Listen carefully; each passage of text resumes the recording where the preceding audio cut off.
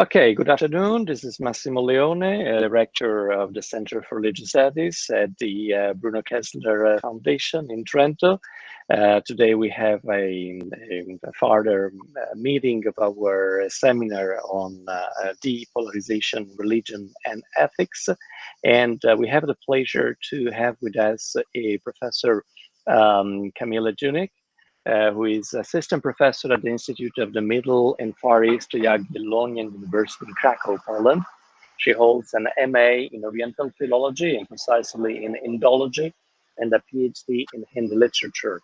Her interests include contemporary Hindi and Urdu literature, visual culture, religions, and socio-political situation in South Asia, India, Pakistan, and Bangladesh. She has published a monograph on new trends in contemporary Hindi literature in 2015 and translations from Hindi and Urdu literature into Polish and several papers on topics related to modern South Asia with a focus more and more on visual materials, which is absolutely fascinating. So today she's going to present a lecture, a talk entitled Religion, Ethnicity, and Political Polarization in South Asia. It's an area that is incredibly interesting for the topic of our seminar. So it is a pleasure to have you with us, dear Camilla. We appreciate the effort. And without further ado, I give you the floor for what is going to be, I'm sure, an amazing talk. Thank you, Camilla. Thank you so much for the introduction, Professor, and thank you also for inviting me for the seminar. I'm very happy to be here, and I'm very happy to share some of my ideas. It's part of my research that I have done for a paper, which I hope to be published this year, and that will be a chapter about the power sharing in Sri Lanka, but it's also part of my class that I'm having on communal conflicts in South Asia, more specifically starting from India and then expanding also on other countries which are neighboring countries. So now I will try to start my presentation, which is with basically few slides only, but also things that I would like to show also on maps, just to show you the scope of what we're talking about. So my today's presentation aims at showing how differences between communities translate into otherism, radicalism, and political polarization. In this context, it will be crucial to examine the importance of identity narration in case of South Asian communities, often resulting in communalism. Also, the dynamics between multiculturalism, identity politics, and politics in the context of unequal power sharing and instability in the region. Choosing Sri Lanka as an example, I will concentrate on Sinhala identity narration, which allows this majoritarian group to act as under constant threat by the other, targeting firstly Tamils and now shifting its focus towards the Muslim community. Here, as well as in the case of other countries, for example, India, we may observe the mechanism of majority with minority complex. That's the frame that is actually framed by Tambiah, which requires the presence of the other to legitimize its own violence. Both otherism and victim offender mechanisms are unfortunately nothing new in the history of South Asia. And for example, as we see by the relations in India between the Hindu and Muslim community in the history and also in the current political scenario. Multicultural societies of countries in this region comprise of groups and communities characterized by different ethnicity, religion, and language. There could be more factors added to the list, but these three, however, seem to be crucial in building the identity narrative based on rather fluid and contextual interpretation of various aspects of the myth of origin, often with the belief that it predestines one group to rule over other communities.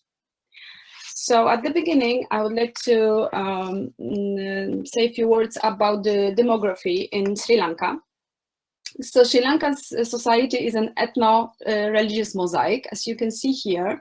The ethnic population comprises of Sinhalas, It's the Sri Lankan Tamils, Indian Tamils, Sri Lankan. Camila, Yes. Sorry, Yes? we see just the first slide. How about not even the aim of paper? There is the title, but Nothing not. else. How about The presentation is not moving on. let me Now it works. That's perfect. So aim of the paper, it's okay. Thank you. but I don't know how to. Okay. So I will leave it just like that. Okay, I see it's working as a mirror. Okay, because I have just I had this full screen and I think it just worked like that. Okay, so Thank you. Okay, so I leave this slide for a second, and now going towards 3 maps just to show you how that works and how it also goes when it comes to regions. So, so the ethnic population goes like this, and as we may see from the latest census, and the latest census was in 2012, the population of Sri Lanka can be also categorized in the following manner.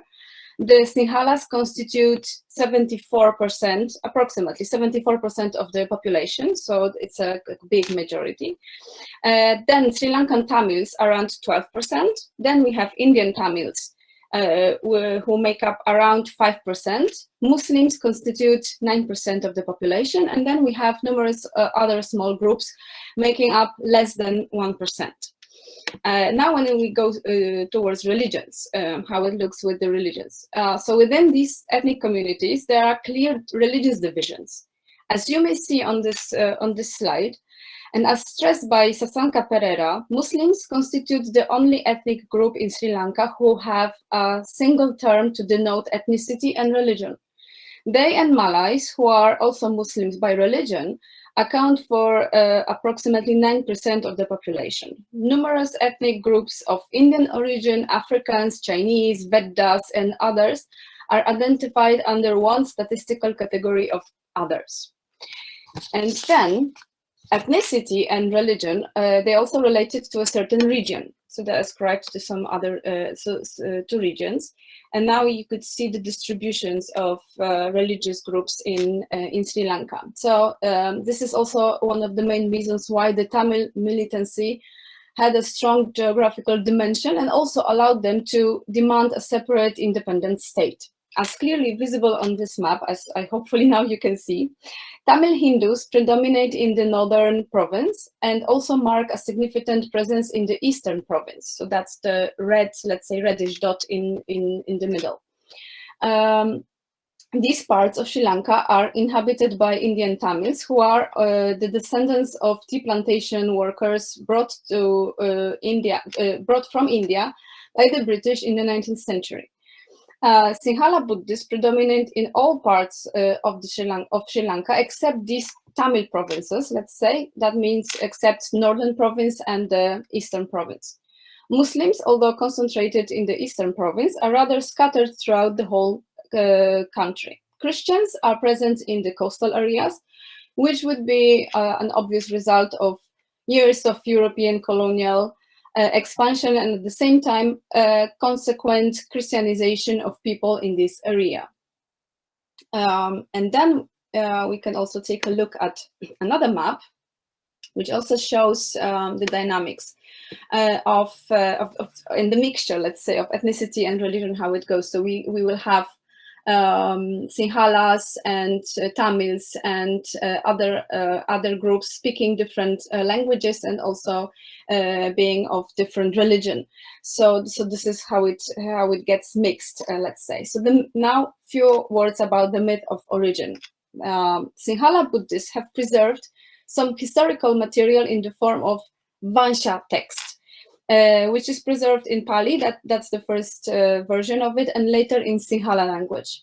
One of the most important part of this material of text is Mahavansha, composed in Pali language, sometimes called as a chronicled, as it contains a chronology of the Sinhalese rurals.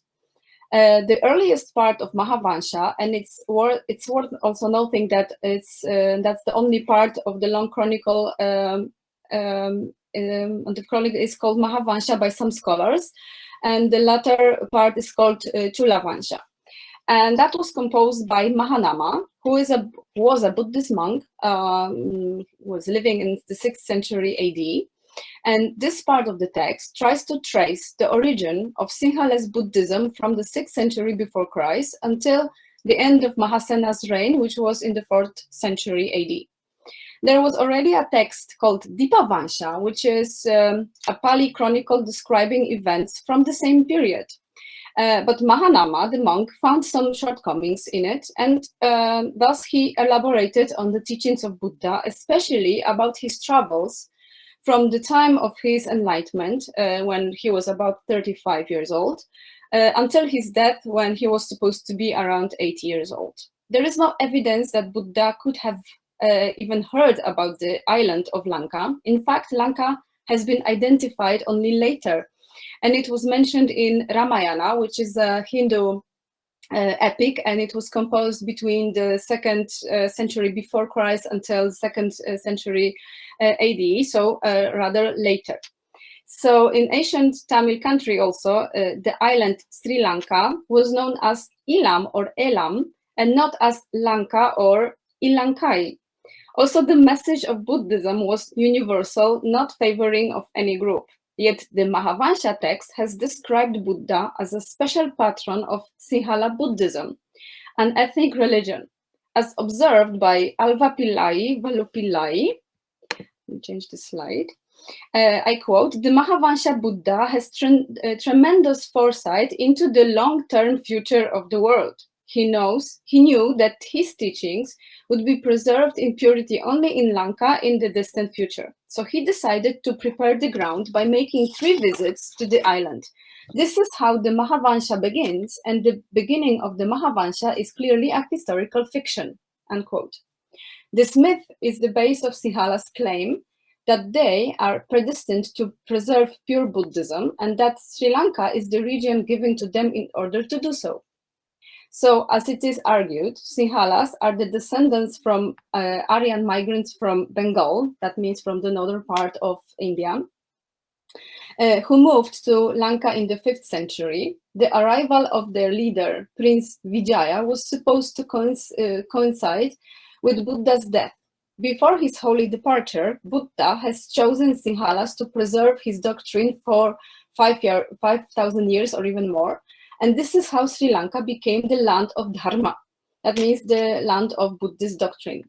It is believed that the survival of Buddhism as religion is dependent on the survival of Sinhalas. And Sinhalas are obliged to safeguard the Holy Land and protect it by all means. In the revivalist ideology in the modern Sri Lanka, it translates straight into antagonistic approach towards non-Sinhala and non-Buddhist minorities. Furthermore, into a denial of multi-ethnic and multi-religious character of Sri Lankan society, and into total neglect of rights and needs of other minority groups. In the history, it has been asserted against the British, as they were the foreigners first and also Christians, but also visibly and especially later against Tamils and now against the Muslims. After gaining independence from the British, Sinhalas continued with disregarding other social groups in Sri Lanka, despite the fact that many democratic institutions have been in place and there was no issue of political violence, at least at the beginning. First such incidents were reported in 1950s as a result of passing of a so-called Sinhala-only bill. And that was the Official Language Act number 33 from 1956. The aim of the bill was to declare Sinhala the official language of the country, replacing English. It brought Tamils to the streets, and that resulted in anti-Tamil violence in 1956, along with predictable anti-Sinhala violence from Tamil-dominated areas of the North Province and the Eastern Province. This politics continued, and in the 1980s, it transformed itself into a military conflict in the northeast areas, into Tamil guerrilla movement and a deadly and bloody struggle. The rhetoric of victimhood can be found in a large body of scholarship on Sri Lanka's socio-political situation. As pointed out by Neera Wickramasinghe, many works tend to interpret the problem one-sidedly. concentrating on the victimhood of Tamils, I quote, without taking into account the transformation of Tamil nationalism from a victim's voice to a voice of power and force, where the Tamil is no longer a pariah Tamil, a neglected Tamil, but a Pulit Tamil, the tiger Tamil. This idea, however, has been developed in Wilson's book, A.J. Wilson's book, which starts with the author stating that this nationalism evolved gradually as a defensive reaction to events. In the process, we may observe two phases. First phase, the political, and second phase, the military, resulting in the civil war. In the first phase, an attempt has been made to address the needs and problems of various groups within the Tamil community and constructing the idea of Tamilness as an unifying narrative. As we saw also before in the demographic part, Tamils are not, let's say, unified group as such. So drawn by this idea of unity, Tamils sought their rights to equal share in governing the state. Yet, as already mentioned, after gaining independence in 1948, the Sinhala majority has concentrated the political power in own hands and disregarded other ethnic groups' demands for equal participation in legislation and administration. In the reaction to this, and amidst anti-Tamil pogroms, there was a shift from political mobilization towards military, which might also be seen as a turn from victim, prone to violence, to power, exercising violence. Tamil's struggle, then and now, has the character of a quest of sovereignty founded on the principle of self-determination, as Nira Wickramasinghe has said. They strive for autonomy, cultural, institutional, and territorial, can be traced in the history of Sri Lanka. During the British era, Sri Lankan Tamils preserved their own individual identity and, as Wilson states, and I quote, maintained a group consciousness as a separate community and civilization with their own language, culture, and territory, and the Hindu faith as their distinguishing characteristics, unquote. Both conflicting communities, Tamils and Sinhalas, are descendants of migrants from India who appeared on the island at about similar time. But this is where the similarities end. In the common view, Sinhalas are Buddhists and the progenies of Aryans, the superior ethnic group, which should justify their supremacy and leadership in Sri Lanka. The myth of origin, no matter how difficult to prove with historical facts, is the base of Sinhala nationalism and predestines them to rule over the whole country. The conflict resulting from an exclusivist view on own community and nation could be considered in terms of a clash of two separate civilizations, inhabiting the same island, yet living on distinct territories. So this, as I said, northern and eastern part belonging, let's say, to Tamils and southern by the Sinhalas, to the Sinhalas. Majoritarian Sinhalas claim their sole right to rule Sri Lanka, over Sri Lanka, against the multicultural and multi-ethnic character of the state. In fact, as observed by De Silva, in Sinhalese, the words for nation, race, and people are almost synonymic, which means that the very idea of a multiracial and multicommunal nation is difficult to comprehend, particularly when accompanied by a vision of Sri Lanka as a Sinhala-only land with distinct language and religious symbolism. This is what Horowitz meant when he wrote that, I quote, in divided societies, ethnic affiliations are powerful, primitive, passionate, and pervasive, unquote. Indeed, the identity narrative of the given group is created on the fringes of historical data, popular myth, and cultural symbolism, and also emotional attachment, and as such becomes spiritus movens of groups' interests, in opposition to another group within the same socio-political frame. Consequently, Sinhala nationalism serves an image of Sri Lanka as a space in which the aspirations of the Sinhala Buddhist people and the unitary state and the integrity of the island territory form a profound nexus, with no signs of a political solution based on power sharing forthcoming. and that is what Rampton claims. In his recent paper, Devotta has accurately defined Sri Lankan current political scenario as controlled democracy, where majority group, I'm sorry, I think I have that, oh no, that's the next quotation. When the majority group eschews ethnic compromise with the state's minorities and instead solely controls the levers of power in the attempt to create a Sinhalese ethnocracy. The Sinhala identity, despite its cultural and territorial roots, is of a weak status and under a constant threat by the other. Tamils in this narration are considered as guests and may be contemporarily tolerated within a larger frame by the lawful host of the state, who will be reluctant to share its space and devolve power. This threat induces the need for protecting own identity directed against the other, that means the guest or the hostile community. In this light, Tambiah describes Sinhalas as majority with minority complex, which requires presence of the other, an enemy, to legitimize own violence. The mechanism of minoritarian majority and the fear of losing its predestined position have been justified by the fact that Sinhalas perceive Tamils as part of larger global Tamil community, especially since Tamils repeatedly seek India's help in solving Sri Lanka's internal matters. Present power distribution paradigm has been inherited by the colonial era, where the British, in accordance with their divide and rule philosophy, favored minorities over the majoritarian Sinhalese community. In the post-independence area, a reverse model gradually took over the old pattern, with the majority ruling over the other groups.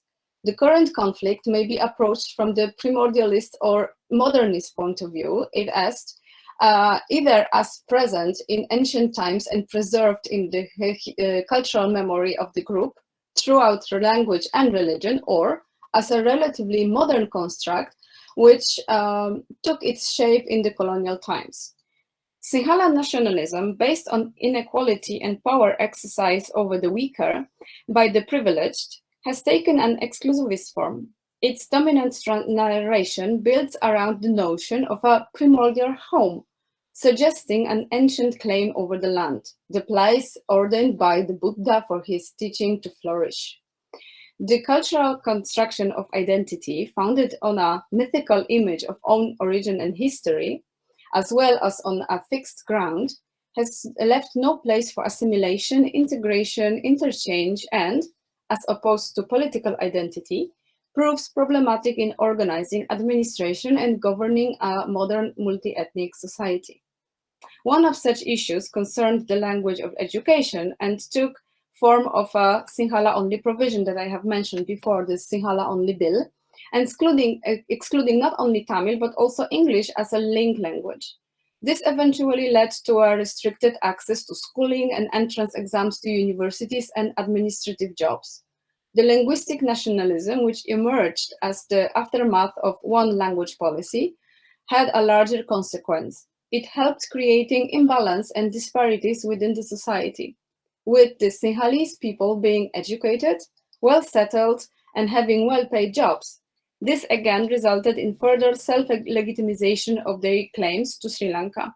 Soharvordi has described this process by stating that in developing as the dominant identity, the Sinhalese have created for the Tamils the opposing identity of a maltreated and rebellious minority, which in turn has aided in consolidating the position of the Sinhalese as the supreme heirs to Sri Lanka. In short, the roles of the Sinhalese and the Tamils have taken, but not necessarily chosen, within the political sphere have enabled the development of the identity of the opposite.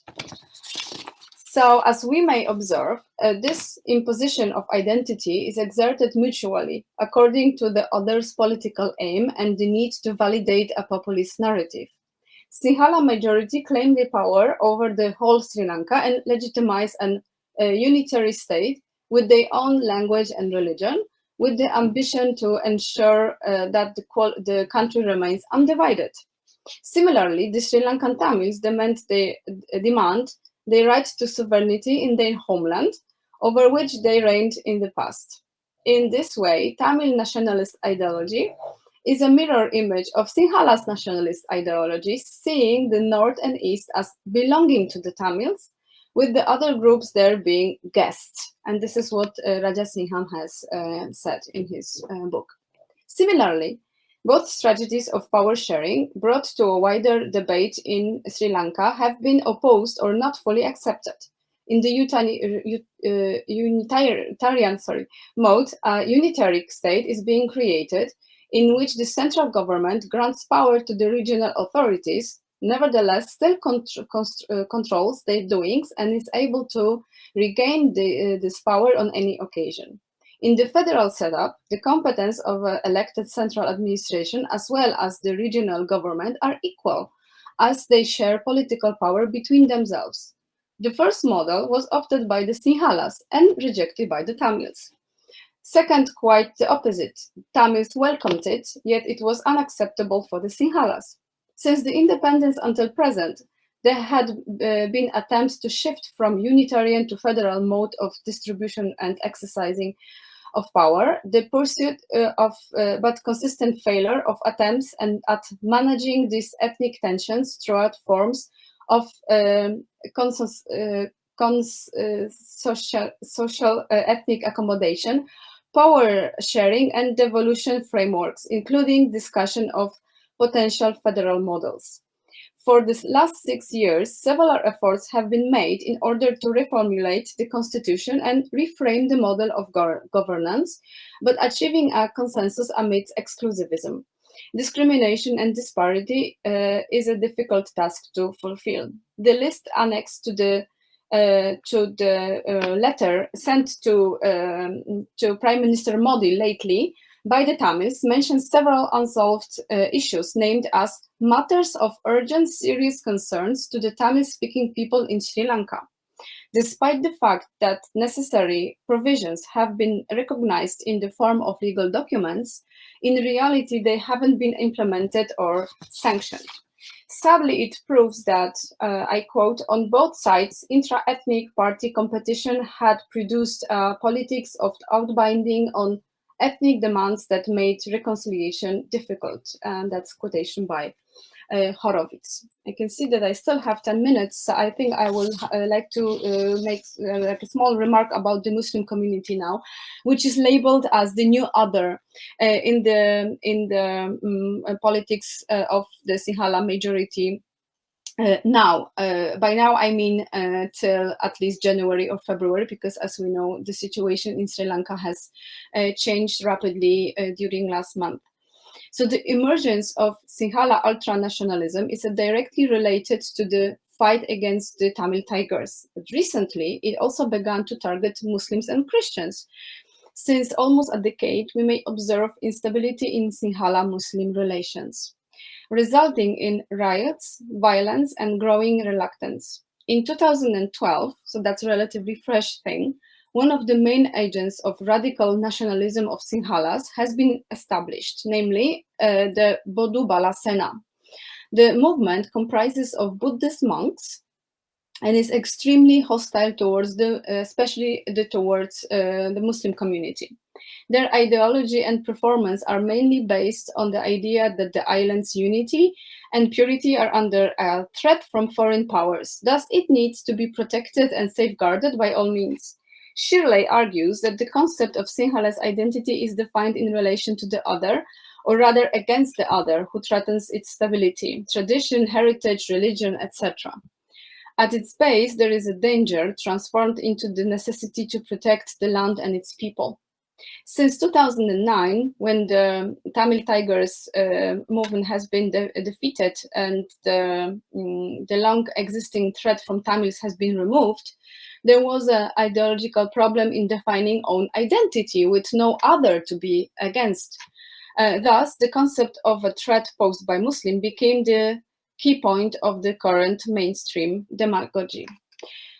And I think I will jump to conclusions because every topic that I'm touching upon, I guess it's just opening another topic for another presentation. But just to conclude, as I discussed above, Sinhalese nationalist conceptions are of their own identity are built around various interpretations of a particular identity narrative. And this is also what Shirley stated. These interpretations are fluid and contextual, allowing for reinterpretation and incorporation of various aspects of the myth of origin. In the contemporary era, after becoming a republic, Sri Lanka's politics and administration has been concentrated in the hands of the majority. Discrimination, that means Sinhalese.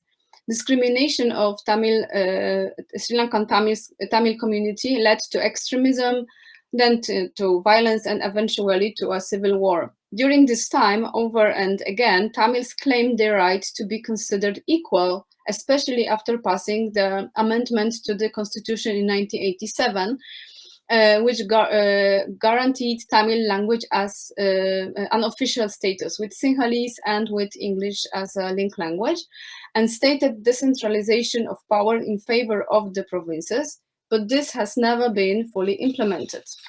The defeat of the Tamil Tigers in 2009, which brought an end to a long and draining conflict, led unsolved matters such as responsibility for massacres of Tamil civilians.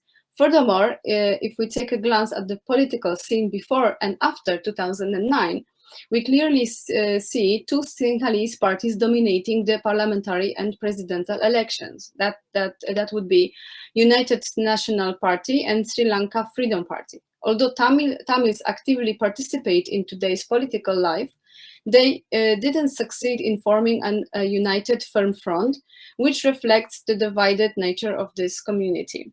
The recent victory in the 2019 elections saw the Rajapaksa family regain power. In an analysis for New York Times, Mujib Marshall calls this new government a family firm. And I guess this is something that we, like the result of it, we can see now in Sri Lanka. But few years before Rajapaksa family regained power, Sri Lanka enters into another phase of Sinhala nationalism and dominance. And as I mentioned before, a change has been made in the content and context of the Sinhala identity narrative, although the mechanism remained exactly the same. Majoritarian group feels threatened demographically, culturally, economically, politically, etc., by a minority and feels compelled to protect its identity and heritage from impurity and loss. In this way, it seems essential for the Sinhala identity to produce a valid threat and induce the danger-driven condition. As the last election showed, the bombings on Easter 2019, which happened in Sri Lanka, launched by militants linked with ISIS, have been skillfully framed into a constant threat posed by the Muslim community in general.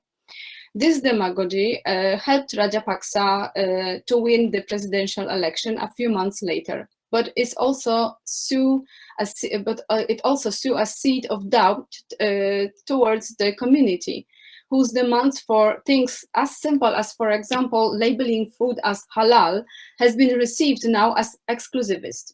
In this scenario, with Muslims depicted as the dangerous other and fractured Tamils searching for support outside their own country, it is very unlikely that Sinhala majority would share its political power in the coming years.